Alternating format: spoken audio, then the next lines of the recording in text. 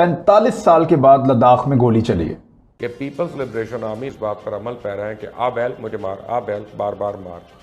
लेकिन ये बहुत अहम वाकया है इस खित्ते के अमन के हवाले से कि चाइना ने ये गोली क्यों चलाई 45 साल के बाद और वजह क्या बनी। चाइना अपनी औकात में रहे और औकात में इस तरीके से रहेगा जब डिप्लोमेटिक, पॉलिटिकल, इकोनॉमिक और मिलिट्री चारों तरफ से दबाव आएगा, जैसे कि अभी इंडिया ने करा है। 45 साल पहले एक मुआहदा हुआ था भारत और चीन के बीच में कि हम यहां पे गोली नहीं चलाएंगे, कोई मामला होगा तो फौजी आपस में मुज़ाकरात के जरिए हल करेंगे, कोई भी सूरत हाल हुई हम फायर नहीं करेंगे, ना गोली चलेगी, ना गोला चलेगा, ना रॉकेट फेंका जाएगा, किसी किस्म का हथियार इस्तेमाल नहीं होगा।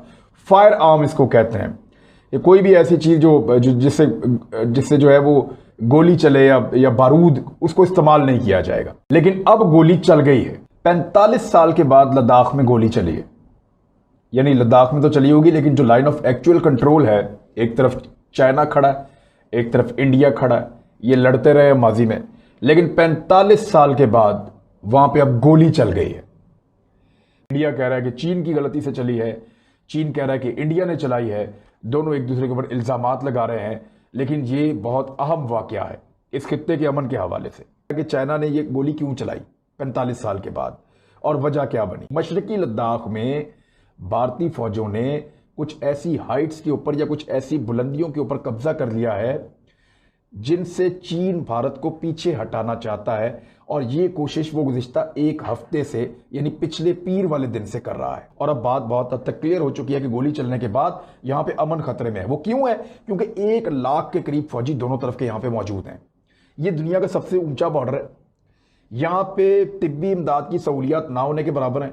यहां पे अगर बंदा जख्मी हो जाए तो उसके बचने के इम्कानात इसलिए नहीं होते कि वेदर बहुत खराब रहता है, इसलिए नहीं होते कि हाइट इतनी ज्यादा कि ऑक्सीजन की कमी रहती है।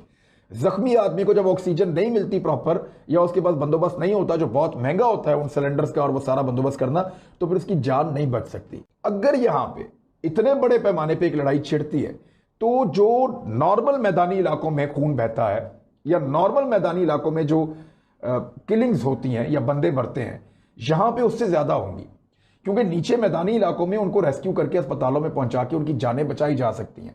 ऑक्सीजन लेवल बेहतर होता है, हवा इतनी थिन नहीं होती, हालात उनके लिए मुवाफिक होते हैं, मेडिकल फैसिलिटीज जल्दी मिल जाती हैं, तो वो बच जाते हैं।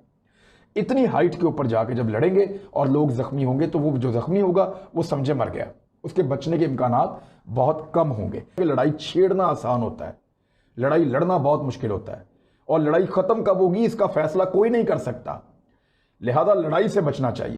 इस वक्त मशरकी लद्दाख में चाइनीज और भारतीय फौजों के दरमियान कशीदगी मुसलसल बढ़ने लगी है। दोनों ममालिक की फौज जो है उसके माबैन 1975 के बाद अब तो पहली बार फायरिंग का भी तबादला हो रहा है, और कल रात से हो रहा है।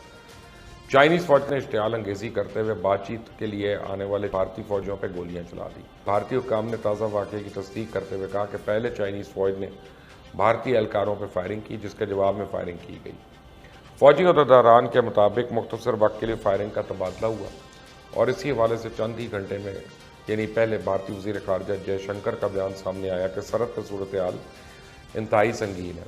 चाइना हालिया स्टैंड ऑफ को तूल देने का इरादा रखता है। इससे साफ जाहिर होता है भारत कुछ ना कुछ ऐसा करता जा रहा है जिससे चाइना को गुस्सा आए कि पीपल्स लिबरेशन आर्मी इस बात पर अमल पैरा है कि आ बैल मुझे मार, आ बैल बार बार मार। चाहे ताइवान का मसला हो, वन चाइना पॉलिसी हो, हांगकांग का मामला हो, साउथ चाइना सी हो, हर मामले और हर चीज़ में भारत टांग अड़ा रहा है। यहाँ तक कि इंडिया का एक और वॉरशिप साउथ चाइना पानी के अंदर पहुँच चुका है। लेकिन अब ये मामला सीरियस होता जा रहा है। कल रात से अभी तक जो फायरिंग की इतलात आ रही हैं, और दोनों अतराफ यानी चाइना और इंडिया दोनों ने उसको कन्फर्म कर दिया। अल्लाह ना करे कि ये जंग के अंदर भड़क उठे। अगर ऐसा हो गया तो फिर ये पूरे खित्ते के लिए एक बहुत ही बुरी खबर होगी। चाइना अपनी औकात में रहे और औकात में इस तरीके से रहेगा जब डिप्लोमेटिक, पॉलिटिकल, इकोनॉमिक और मिलिट्री चारों तरफ से दबाव आएगा, जैसे कि अभी इंडिया ने करा है। बहुत जरूरी है कि एक्सेलरेटर से पैर हम लोग ना हटाएं। चीनियों की हवा अगर निकालनी है